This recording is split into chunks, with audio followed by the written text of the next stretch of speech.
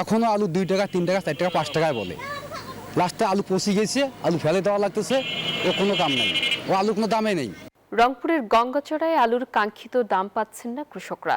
তাদের অভিযোগ, বাজারে আলুর দরপতনের কারণে উৎপাদন খরচ তোলা নিয়ে দুশ্চিন্তায় পড়েছেন। এমনকি সংরক্ষণের অভাবে পচে যাওয়া আলু রাস্তায় ফেলে দিতে হচ্ছে। সুজন আহমেদের পাঠানো তথ্য ও ছবিতে ডেস্ক রিপোর্ট। রংপুরের গঙ্গাচড়া উপজেলার কুরিয়ারমুড় এলাকার কৃষক মিজানুর রহমান আলুর ভালো ফলনের আশায় বুক বেঁধেছিলেন তিনি, কিন্তু সেই স্বপ্নই এখন দুঃস্বপ্নে পরিণত হয়েছে। উৎপাদিত আলু বিক্রি বা সংরক্ষণ করতে না পেরে পচে যাওয়া সব আলু এখন রাস্তায় ফেলে দিতে বাধ্য হচ্ছেন তিনি। এখনো আলু 2 টাকা 3 টাকা 4 টাকা 5 টাকায় বলে। লাস্টে আলু পচে গেছে, আলু ফেলে দেওয়া লাগতেছে, ও কোনো কাম নাই, ও আলুর কোনো দামে নেই। শুধু মিজানুই নয়, রংপুরের গঙ্গাচড়ার কুরিয়ারমুড় এলাকায় প্রায় 200 কৃষকের গলার কাটা হয়ে দাঁড়িয়েছে আলু।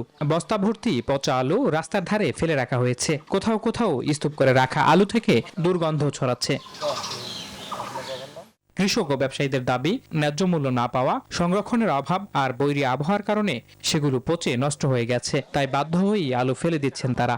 গ্রাহক চাপে না, পাইকারি নাই, একটু যদি বাড়ে এই বাড়া করি আলুর কর্ম শেষ হয়ে গেল। 200 কৃষক আলু একে পচি মনে করেন যে শস্য পোকা ধরি শেষ ভাই। 13-14 দিন জমি আবাদ করছিলেন, সবই শেষ।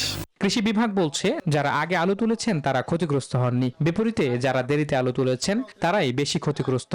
যেসব এলাকায় আগাম বৃষ্টিটা হয়েছে এবং পানিটা জমাট বাঁধা শুরু করেছিল, আমরা সেখানে কৃষক পর্যায়ে এই মেসেজটুকু দিতে পেরেছি যে আপনারা দ্রুত সময় আলুটি উত্তোলন করে ফেলেন, যে পানিতে ডুবে থাকলে আরো দ্রুত নষ্ট হওয়া শুরু হবে।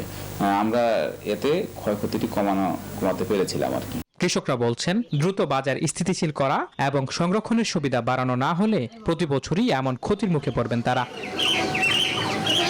Desk report, news 24।